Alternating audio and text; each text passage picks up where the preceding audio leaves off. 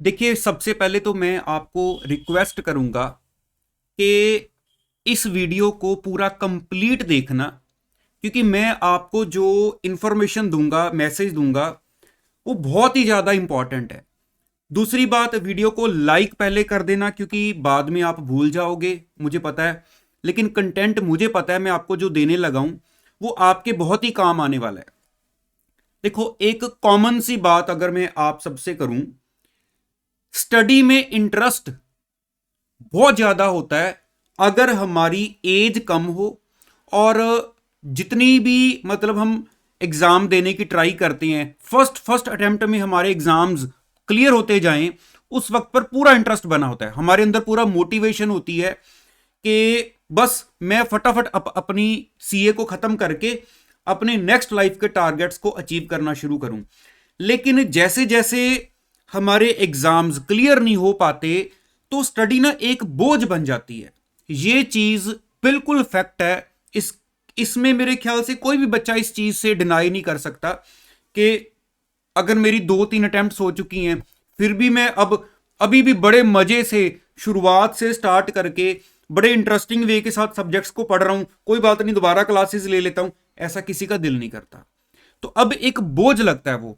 आप मुझे पता है, एक दो दिन छोड़ के दोबारा नई टारगेट प्लान बनाते हो, उसके बाद दोबारा फिर से चार्ज होते हो, कोई वीडियोस सुनते हो, देखते हो, कोई प्लानिंग उठाते हो। ये 2-4 दिन काम करती हैं, उसके बाद फिर से दोबारा लगता है यार क्या वही बुक्स, कब नेक्स्ट लाइफ में आऊंगा, मेरे साथ वाले कब के इस स्टेज से निकल चुके हैं और मैं वहीं का वहीं अटका हुआ हूं। तो अगर आपको भी ऐसा लग रहा है कि मतलब टारगेट्स बनाता हूं, वो इंटरेस्ट ना होने की वजह से अब अचीव नहीं हो पा रहे हैं, और उसके अलावा अगर एक बारी का अचीव हो भी जाता है तो दूसरी बारी की चीजें मुझे बोर लगती हैं, तो मैं आपको एक सिंपल स्ट्रेटजी बताने लगा हूं जो मुझे पता है वो आपके 100% इस काम को कंप्लीट करने में बहुत बड़ा रोल प्ले करेगी। और एक चीज और, देखो, दो ही ऑप्शंस हैं हमारे पास। या तो अगर मेरा इंटरेस्ट है ही नहीं अब, फिर मैं टाइम क्यों पास कर रहा हूं, है ना। अगर मैंने जस्ट एग्जाम ही देने हैं और मैं फोकस कर ही नहीं पा रहा हूं, फिर बेटर नहीं है कि मैं क्विट कर जाऊं, है ना। फिर बेटर नहीं है। मैं ये नहीं कह रहा कि क्विट कर जाओ, मैं ये बता रहा हूं कि अगर मैंने जस्ट वैसे टाइम पास करी जाना है, 6-6 महीने वेस्ट करी जाऊंगा, फिर बेटर है जिस लाइन में इंटरेस्ट बन रहा है उधर फोकस करूं। लेकिन अगर हमें यह लग रहा है कि नहीं, इसको एक बार साइड पे करके फिर ही कुछ सोचूंगा, मैं इसको क्विट नहीं कर सकता, तो ये स्ट्रेटजी आपके पक्का काम आएगी। अब मैं मेन बात बताऊं करना क्या है। पहले तो माइंड को मैसेज दो, करना है तो मींस क्लियर करना है। अब इस बार कोई रिस्क नहीं लेना। अगर सोच रहे हो टाइम कम है, तो ये देखो आपको करना क्या है। देखो, अगर टाइम कम है और हम ऑलमोस्ट जीरो पर बैठे हैं, तो मेरे ख्याल से शायद ही हमें यह रिस्क लेना चाहिए, हम बोथ ग्रुप्स के बारे में सोचें, है ना। अगर टाइम कम है और हम ज्यादा सेटिस्फाइड नहीं है अपनी परफॉर्मेंस से, तो बेटर है 4 पेपर पर फोकस करें। सबसे पहली बात, इस चीज को अपने माइंड में पूरा क्लियर लेके चलना। बेटर है 4 पेपर पर फोकस करें। अब 4 सब्जेक्ट्स उठाकर मुझे क्या करना है, अपने सब्जेक्ट्स को देखो, मैंने यहां पर 1 2 3 4 लिखा हुआ है। अपने चारों सब्जेक्ट्स को उठाकर अपने चारों सब्जेक्ट्स में सबसे पहले मैं ये एक बार एक कॉपी पर नोट करूं कि जो सबसे इंपॉर्टेंट चैप्टर्स मुझे पता है कौन से हैं, जिसमें मेरा इंटरेस्ट भी है और जिनको मैं थोड़ा फास्ट फास्ट कवर कर सकता हूं। अब ऐसे चैप्टर्स को, मतलब आप ये देखो कि सिलेबस का वो 20% पार्ट बन जाए। आपके सिलेबस का चारों सब्जेक्ट्स में से, मान लो मैंने फॉर एग्जांपल अकाउंट्स में से कोई 3 चैप्टर निकाले और लॉ में से मैंने कोई 4 चैप्टर निकाले, ऐसे मैंने बाकी 2 सब्जेक्ट्स में से भी 3-3 4-4 चैप्टर निकाल लिए जो इंपॉर्टेंट है, जिसमें मुझे थोड़ा इंटरेस्ट भी है। होता है ना कि हाँ यार, ये चैप्टर फिर भी मैं थोड़ा मजे से कर लेता हूं और मैं इसको फास्ट फास्ट कवर कर सकता हूं, ताकि 20% जो सिलेबस है आपका, सबसे पहले स्टेप में चारों सब्जेक्ट्स का आपने टारगेट अचीव करना है। तो देखो, आपका जो मतलब, अगर मैं बोलूं कि आपका जो मतलब ग्राफ है वो ऊपर को जाएगा। इसमें ठीक है, डेज का एक अपने माइंड में आइडिया रखो कि मैंने 6 दिन लगाने हैं, 7 दिन लगाने हैं इतने काम को कंप्लीट करने में, या मैं 8 दिन में कर पाता हूं, क्योंकि ये आपका इंटरेस्ट वाला एरिया तो उसको थोड़ा कम टाइम में कवर करने की कोशिश करना। अब जैसे आपका ये 20% एरिया कवर होता है, इट मीन मैं नेक्स्ट लेवल में आ गया हूं। अब नेक्स्ट लेवल में आपके जो नेक्स्ट इंपॉर्टेंट चैप्टर्स हैं चारों सब्जेक्ट्स के, जिसमें आपका थोड़ा सा कम इंटरेस्ट है, मतलब एवरेज इंटरेस्ट है, अब उनके ऊपर फोकस करो।